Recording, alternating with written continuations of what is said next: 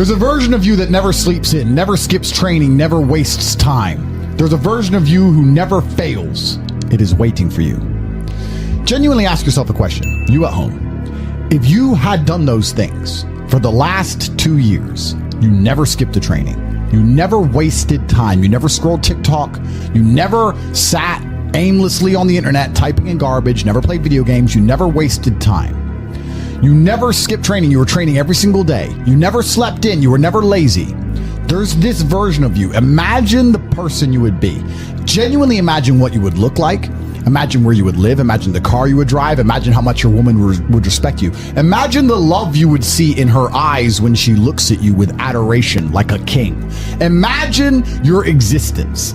That person is waiting for you, and the only thing that's stopping you from being that person is your monumental laziness. You can have it. The universe is very giving. It will give you anything you work for. I've never seen somebody try for something with all of their might and not get it. The only people who do not have the things they want are the people who do not try for them. I've never seen a person wake up and say, my only dedication in life is to solve a Rubik's Cube and fail. You are not stupid. You are not incompetent. You are lazy and arrogant. It's extremely important you understand that that person is waiting for you, and you are declining that version of yourself.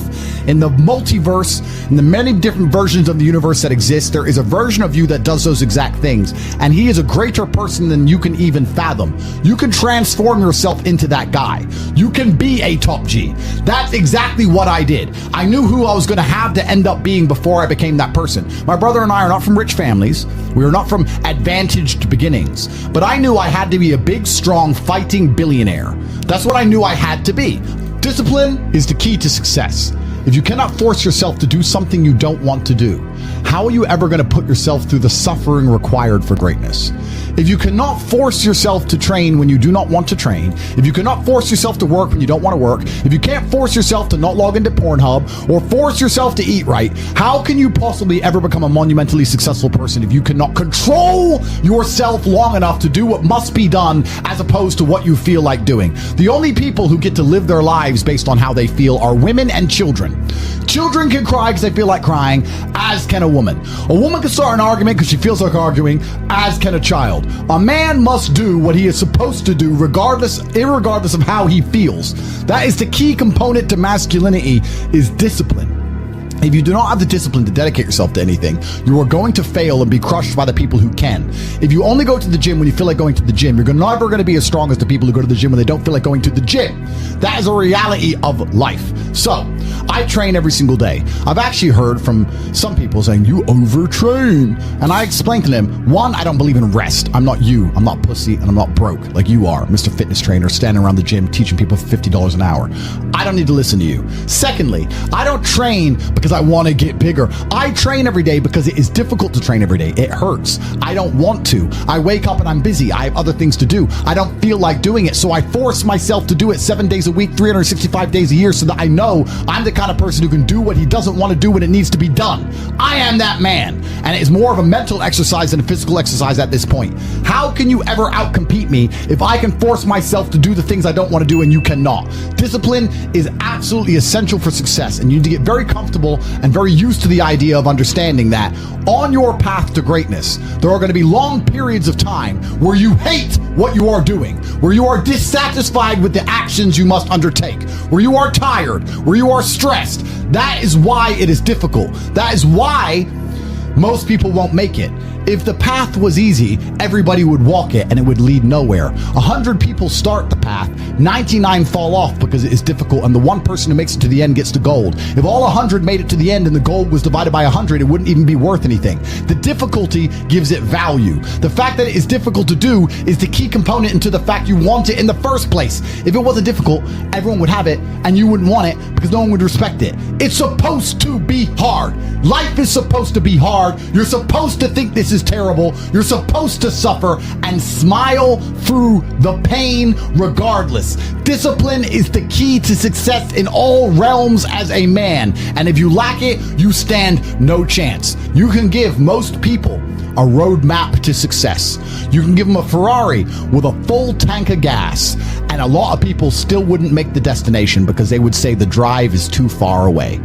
Quitters, they don't have the discipline. You can tell them exactly how to do it. You can give them the mechanism to get there, but they don't have the discipline to complete the drive and end up at the destination. That is the majority of Earth. This is your competition. People who, even if they are told what to do and people tell them exactly how to do it and help them do it, still quit, still fail because they lack discipline. Even me, with my monumental powers, I can't make a quitter successful. It doesn't matter how good I am. It doesn't matter how easily I make it for them to succeed. It doesn't matter how compendious and concise and powerful the real world is. It doesn't matter how much I text them and motivate them, how many emergency meetings I do to try and talk to them and hype them up, how much motivation I give them. It doesn't matter what I do. If they are a quitter, guess what they're going to do? They're going to quit. No matter how simple the map is to read, no matter how fast a Ferrari is, somewhere along the drive, the sun's going to get in their eyes, meh, meh, and they're going to sit there and go, I don't like this is hard, and they're going to quit. Quitters are the number one type of people that nobody can help. If you're a quitter, I can't help you, life can't help you. So if you lack discipline, you lack the very basic building block to any type of success which exists on the planet. By every single metric which can be measured with science, you are going to stay a loser and a failure. The key is to keep training. If you train hard every single day, you don't have to worry about a little bit of vitamin C. It's true. If you don't train and you don't smoke, you're still going to be a pussy. Yes. The answer is always hard work. As soon as you are granted life, you are guaranteed death. What you do in between is up to you. You are all conscious. That could end tomorrow, that could end in 100 years. But the time between the beginning of your consciousness and the end of it is completely up to you. Training is never the wrong decision. If you're in jail, you should train. If you are free, you should train. If you are rich, you should train. If you are poor, you should train. If you smoke, you should train. If you don't smoke, you should train. If you drink, you should train. If you don't drink, you should train. You cannot escape that hard work is always the correct decision. There is no time in any scenario when working hard is going to be the wrong answer. You should always try your very best in all things. I will smoke 10 cigars a day and beat the shit out of you because I train harder than you can possibly fathom. Pain is an extremely important part of the equation. Pain is the elixir of success. When people say this bad thing happened to me and I'm suffering, I say good. It is pain which is required. It's one of the elements in the chemical reaction. If the chemical reaction requires 5 particular distinct compounds and you have 4 and you're missing 1, it simply doesn't work. Pain for a man is one of the most important elements in becoming successful. Batman is Batman because they killed his parents. If they did not kill his parents, he would not be Batman. You're supposed to suffer. You're supposed to take that pain. The worst thing that can happen to you as a man is you live a life with no pain in it. To be born into a rich family and have a nice easy life and be given money and you don't have to go to the gym and not have to train because you have bodyguards and sit around like a fuck up. You're going to be miserable and unhappy and a drug addict buying prostitutes. You're only going to have women who adore you. You're only going to feel confident in yourself and feel happy when you've been through hell and come out the other side. The pain is required, and you'll often notice that people who are better than you are people who have suffered more than you have suffered. So the person who is waiting for you, he requires your motivation. It also requires huge amounts of pain. So when bad things happen to you, do not sit at home and lament. Do not feel sorry for yourself. Instead, look in the mirror and say, thank you, God, for giving me one of the ingredients that is needed for the chemical concoction that is going to turn me into a superhero. Because pain is an extremely important one. In fact, it's one of the most important ones for a man. Everything is war. All of it. Sitting in the commute without losing your patience is war. Trying to find a way to escape your slave job is war. Keeping your wife happy and your children inspired is war. Training to become stronger than before is war. It is all war, and it cannot be avoided. And I'll tell you why it's war. Because war is 2 opposing sides trying to achieve the same goal. 2 opposing sides want the same land or the same influence over X land. And the car you want, the Ferrari, you're not the only person who wants it. The reason it's so expensive is because other people want it. The girl you want, the beautiful woman, Everyone wants her. It is war. It is competition. Everything about life as a man is war. It is conflict because you are competing against the other men who want it the same, which is why discipline is such an important thing, which is why you must take the pain and add it to the concoction to become as formidable as possible. Life is war. This idea that you can go through life as a man and avoid war is probably the biggest mistake that most men make, because it is impossible for you to achieve anything significant without war. Running a business is war. Running a hotel, running a restaurant, running an online company, it's war. Training is war. Life as a man is war. You need to wake up and view it exactly as what it is. Everything I want, other people want. Everything I desire, other men are trying to get. This is a war and I must outcompete them. That is the best possible mental model you can have. Even in jail, it was a war for who could stay most calm, a war who could control their mind the best, a war for who could suffer the least.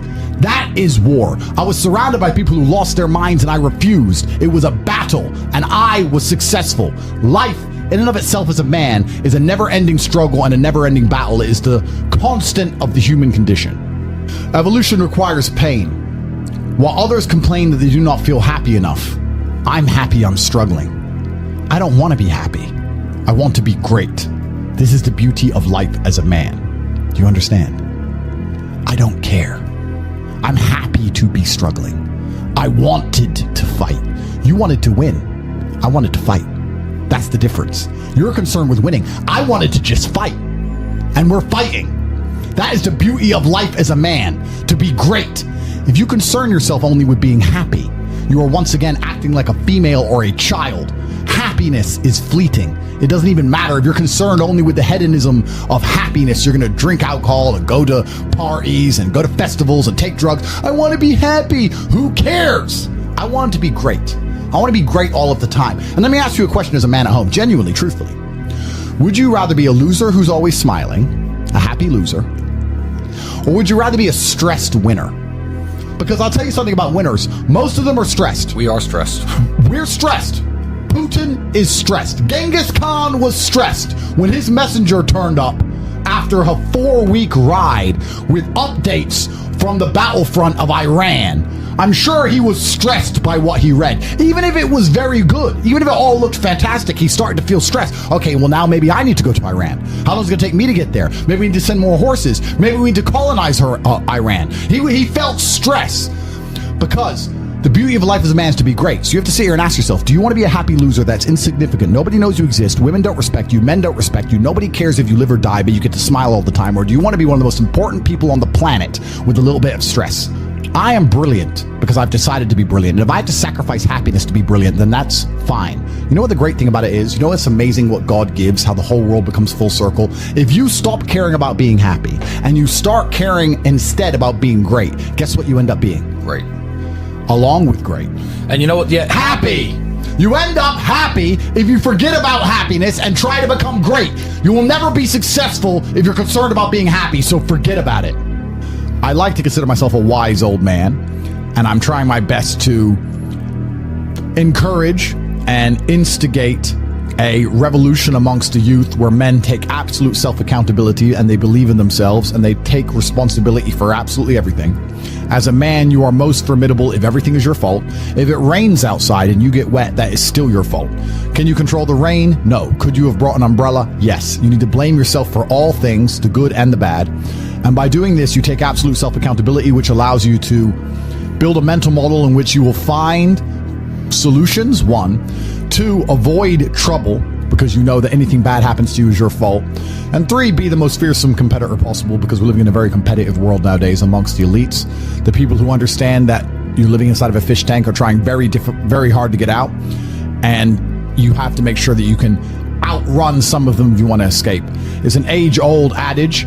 If a bear is chasing a group of people, you do not have to be the fastest one. You just have to be faster than the slowest. The slowest person is going to die. So as long as you're ahead of the majority of people, you stand a very good chance of avoiding slavery. Being a powerful man isn't always about furious anger and instilling fear. As enemies attempt to attack your energy and lower your vibration, understand this: power is untouchable. Power may notice, but it doesn't care. Sometimes power is simply not giving a fuck. Being a powerful man isn't always about furious anger and instilling fear, meaning sometimes it is. You need to retain the capability to instill fear with furious anger. A man who cannot do that is not a man. It is one of the cards you need to have in your deck. However, more often than not, when you're in a true position of power, you will play the alternate card, which I'm describing here as simply not caring. How can you not give a fuck about things? Well, I'll tell you how. If you're filthy rich and you have a strong network of people around you who you trust, and you have a good family, and you have beautiful children, and you have women who love you, and you have beautiful supercars, you live with your best friends in a compound, you have armed guards, and you're proud of yourself, and you're strong, and you train hard every day, and you're monumentally successful, and all of your dreams come true, and if you want something, you can instantly snap it up. You want a Pagani, you want a Bugatti, you want a $25 million apartment, anything you want, you buy. It's very easy to not give a shit about the opinions of people who don't have one fraction of your success. And what these people are trying to do is drag me, I'm using me as an example, but we can also use it for you. When you have true power, they're trying to drag you down. They're not trying to elevate themselves. They're trying to drag you down, which is a very different thing, because it's amazing how God rewards those who are trying to build and create and elevate, and how it punishes those who are simply trying to destroy and be spiteful and negative. And these people are going to dedicate hours and hours and millions of hours of their life towards a certain cause to try and drag people down who they cannot affect because they're already too powerful and too large. And they're wasting their own human experience, and they're not progressing or advancing themselves in any way. They will stay brokies, and we will stay rich forever. So the lesson here is that you need to get to a position where ignoring people is a move in which you're guaranteed success. You can ignore people completely and they are benefiting you. And that comes from a position of power. And I think a lot of you at home right now, you may not be in our position, but if you're already working hard, you're already going to the gym, you're already training, you make sure that you're getting as much muscles as possible, as much money as possible, you're dedicated, you don't sleep in, you don't waste your time, you don't smoke weed, you don't play video games, you're focused on trying to become fantastic as a person, you can just ignore that girl. That girl who broke your heart or cheated on you, just ignore her. The most powerful move you can make is ignore her. Yeah, you could yell at her. Yeah, you could try and make her scared of you, blah, blah, right? That's not going to work. The powerful move is just to completely ignore her because you're on your ascent. She is likely on her descent. She likely has no intention of improving herself, no intention of becoming richer, no intention of becoming better looking. Time is against her. As she gets older, she's going to lose her looks. You're going to continue your ascent, and she's going to have to watch you for the rest of her life be the man that she could have been with that she's no longer good enough for. The best thing you can do is simply ignore. That is the powerful move. And it's the same with also men. It's not even a gendered argument. There's men who want to be your friends right now, who wanted to be your friend, and they did something wrong to you. And if you're on the right path doing the right things, karma, God, the universe, whatever you want to call it, is going to teach them a lesson for simply failing to be a good person to you while they had the chance. But when you have a whole bunch of money, you take care of the people you love. And that's the masculine prerogative. And even my brother and I, anyone who's been loyal to us, who's on our team, we monumentally reward. And everyone who ever displayed cowardice or sold us out or made mistakes massively regrets it because they see how well we treat the people who are close to us. If you lack somewhere, excel somewhere else. Counter your weaknesses by honing other capabilities. If you're ugly, become filthy rich. If you're poor, be as strong as an ox. Life is unfair. The primary focus of your energies is to balance the books. And there's two different ways you could interpret that. You can, obviously, increase the attributes that you are lacking. If you have the ability to train, because a lot of people don't. Some people are born without arms and legs, but you, with 2 arms and 2 legs, are sitting at home jerking off the Pornhub, flabby and fat. If you have the ability to train, you should be doing it. But also, there are some things that some people are just better at, and you can counteract that problem by teaming up with people who compensate for your weaknesses. People who are strong in areas where you are weak, and you team up with people where you are strong in areas where they are weak. I don't think between the people in this house and our group of friends, we lack anything. Correct. Anything. Correct. Literally anything. We can sit as a group and have a conversation about anything with anyone in the world and give useful insight and change people's lives for the better, because although I am not perfect, our team compensates one for each other. And that's the point of brotherhood. So excel in one area if you lack in others. I have people say to me, Andrew, I'm short. What do? I'm short. Okay, God made you short. Fine. Good. Doesn't matter. You can't change it. What you can do is become as strong as an ox and become filthy rich and monumentally important and extremely influential. You can do that. People say, I'm poor. You should be strong. Oh, I'm strong, but I don't have any money. Okay, then teach others to be strong. Yes. There's always a way you can take your advantages and use them. And by teaming up with other men, other people, you can build a team in which there are no weaknesses.